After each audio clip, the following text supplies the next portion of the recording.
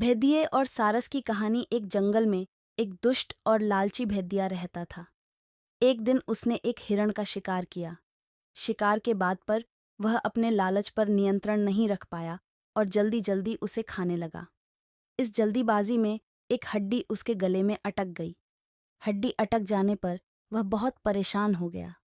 अब उससे न कुछ खाते बन रहा था, न ही पीते। उसने बहुत कोशिश की किसी तरह हड्डी उसके गले से निकल जाए, लेकिन सारी कोशिश बेकार गई। अंत में उसने किसी से सहायता लेने का विचार किया। वह सोचने लगा कि ऐसा कौन है जो उसके गले से हड्डी का टुकड़ा निकाल सकता है।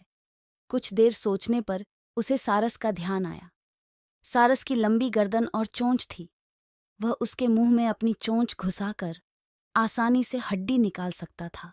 बिना देर किए भेदिया सारस के पास पहुंचा और बोला, सारस भाई, मेरे गले में एक हड्डी अटक गई है। क्या तुम अपनी चोंच से वो हड्डी निकाल दोगे? मैं तुम्हारा बहुत एहसानमंद रहूंगा और तुम्हें उचित इनाम भी दूंगा।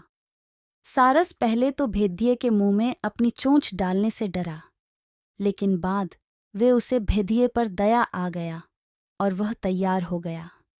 भेदिये मुंह खोल कर खददहा हो गया और सारस ने उसमें अपनी चोंच डाल दी, लेकिन उसकी चोंच हड्डी तक नहीं पहुंच पाई।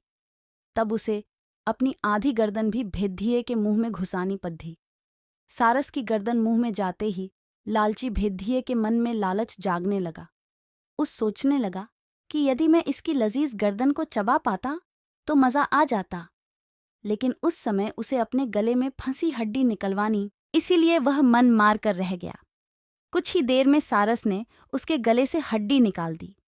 हड्डी निकलते ही भेदिया जाने लगा। न उसने सारस को धन्यवाद दिया, न ही इनाम। सारस ने उसे रोककर कहा, मेरा इनाम कहाँ है? तुमने कहा था कि तुम इस काम के बदले मुझे इनाम दोगे। भेदिया बोला, एक भेदिये के मुंह में अपनी गर्दन डालकर भी तुम सही सलामत हो। क्या यह तुम्हारा इनाम नहीं है?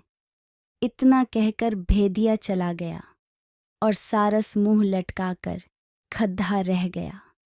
सीख, लालची और दुष्ट व्यक्ति से कभी कृतज्ञता या पुरस्कार की अपेक्षा नहीं करनी चाहिए।